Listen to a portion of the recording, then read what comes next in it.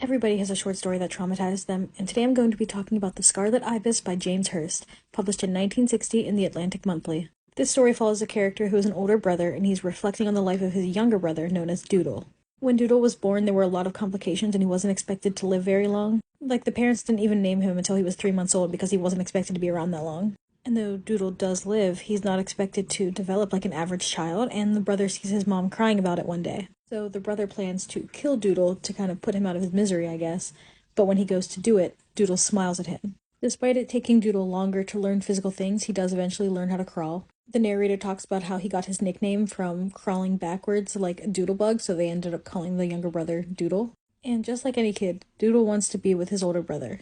The brother finds this annoying, but he takes Doodle with him when he goes places. The brother says that within him there's a knot of cruelty born by a stream of love, and so sometimes, for no reason at all, he is cruel to Doodle, like making him touch the casket that was built for him under the threat of leaving him there by himself. By the time Doodle is 5, he still can't walk, so the brother decides he's going to teach him. The brother says he wanted to turn Doodle into something that he could be proud of. It takes a lot of practice and effort, but slowly Doodle does learn how to walk. And everyone is hugging and thanking the brother, but he knows deep down that he only did it out of pride.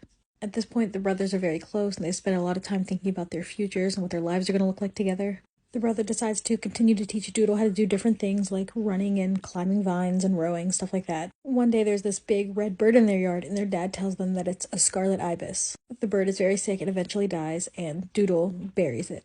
Afterwards, the boys go back to Doodle's training, but a thunderstorm hits while they're doing it, and Doodle gets very scared, which frustrates the brother. The brother, in his frustration, leaves Doodle behind, and then, obviously worried about him, goes back to look for him and finds him dead with blood staining his clothes. The brother is obviously distraught, knowing that it was his own selfishness that led to this, and the story ends with him saying, "I lay there crying, sheltering my fallen scarlet ibis from the heresy of rain." This story was overwhelmingly sad. Throughout the whole story, the brother acknowledges his pride, even saying that it's a wonderful and terrible thing. It allowed them to do great things, but inevitably, it was his downfall. As an older sibling, I cannot handle stories like this.